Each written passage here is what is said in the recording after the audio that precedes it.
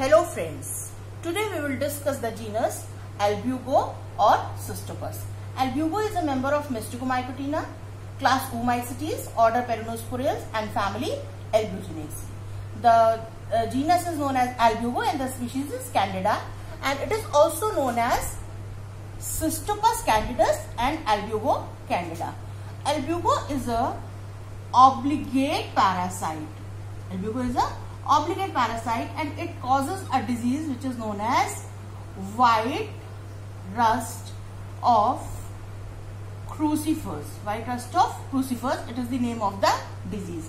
It infects the member of family Cruciferae, example Brassica campestris, that is mustard, and Raphanus sativus, and other members of family Convolvulaceae as well as Caparidaceae. Okay, so this fungus, which is known as Albugo candida or Cystopus candidus, it infects the member of family Cruciferae and it causes a disease which is known as white rust of crucifers. The other family members which are infected by Albugo belong to family Convolvulaceae and family Caparidaceae. Now, if we discuss about the symptoms of the Albugo, then we can see that it shows the hypertrophy in the stem and the white colored pustules are also seen on the leaf. These are the pustules which are seen on the leaf, and these pustules, these are of white in color. These are white colored pustules. Okay, so these pustules initially they are formed on the lower side of the leaf, and afterwards you can see the formation of these pustules on the upper surface also. And the hypertrophy is also seen in fruit. The flower also become leaf-like. The flower also become leaf-like. So this is the flower. These are the sepals. These are the petals. The sepals also become leaf-like. The petals also become leaf-like. These are the symptoms. And the stem shows the hypertrophy. Hypertrophy in stem. This is the fruit. And fruit also shows the hypertrophy. Now, hypertrophy means abnormal formation of tissue or malformation or tissue enlargement. Tissue enlargement. So simply you can say that hypertrophy means the enlargement of the tissue. So this is the fruit which shows the hypertrophy. This is the stem portion which shows the hypertrophy. Now this is the flower in which the sepals become leaf-like and the petals become leaf-like, and the ovary and stamen also become sterile and leaf-like. And on the leaf you can see the white colored pustules or the white colored patches. So these are the symptoms of Albugo. So we have seen the symptoms on the leaf and symptoms on the fruit. On the fruit it shows hypertrophy. In the flower stem also it shows hypertrophy. And in the initial stage these pustules are formed on the lower side, and in the later stages you can see on the upper surface also. Now the structure of the mycelium. As we know that this genus Albugo, it belongs to Mysticomycotina. That means mycelium is branched and it is cenocytic. That means no septae is present. So aseptate mycelium. This mycelium creeps in between the host cells and it forms the haustorium. It forms the knob-shaped haustorium for the absorption of the food. Now what happens if we cut this section through this portion? If we cut a section from this portion, what we will find? We will find the ruptured epidermis. We will find the ruptured epidermis, and these are the host cells. These are the host cells, and the mycelium,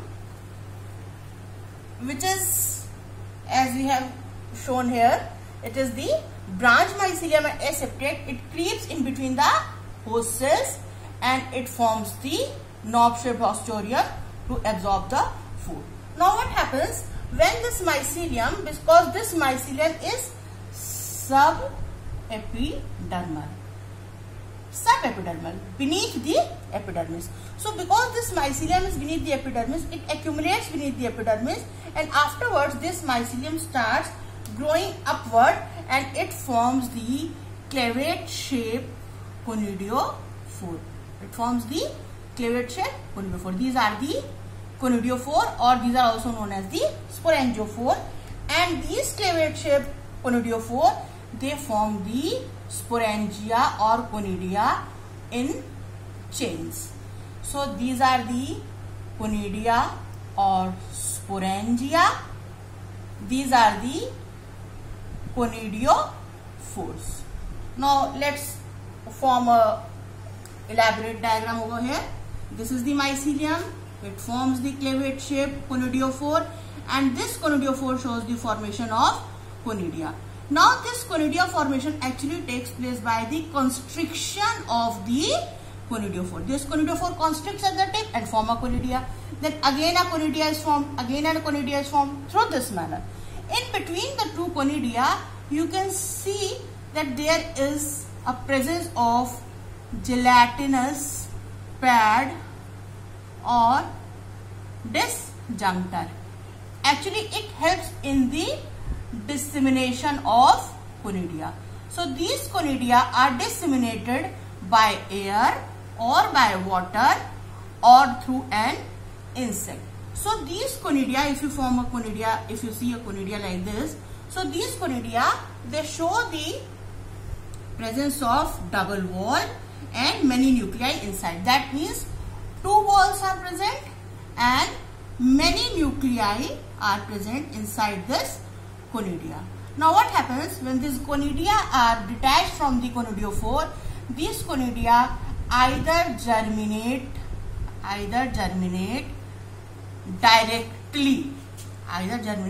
directly by germ tube, and it enters through stomata,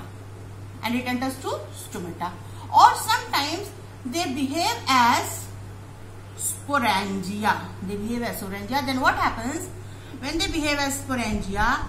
The entire content of the conidia gets divided into like this. This is a conidia. Now the entire content gets divided into small segments, and each segment will contain one nuclei like this, and some amount of cytoplasm and one nuclei, and this each fragment now get metamorphosed into a zoospore. Now if you see, these zoospores are reniform. Reniform means kidney shape, two flagella and one nucleus. That is reniform or kidney shape, biflagellated and uninucleate. Okay. So the formation of zoospore takes place inside this sporangium, and these zoospores are reniform, biflagellated and uninucleate. So after the rupture of the outer wall of the sporangium, these zoospores come out and they swim in the water like this, and after some time they form a cyst around themselves and they retract their flagella. These are two flagella, they retract and they become rounds up, and then after some time, through the formation of a germ tube, they again germinate and they enter through a stomata. This is a stomata on leaf, and through this stomata, this zoospore will enter and it form a new germ tube.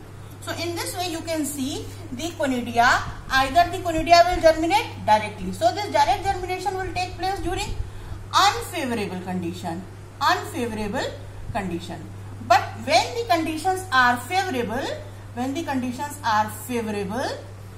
then the sporangia, the entire content of the sporangia will divide into small segments. As you can see here, it will divide into small segments, and each segment will have one nuclei and some amount of cytoplasm, and it gets formed into a reniform biflagellated uninucleate zoospore. We have earlier discussed during our lecture in Vesticomycotina that the zoospores are present, two flagella is present, reniform means kidney shape, and these finally the wall of the sporangium will rupture and these zoospores will come out and they will germinate, and again they will form the new mycelium. So in this way we have discussed the genus Albugo, its symptoms and its reproduction.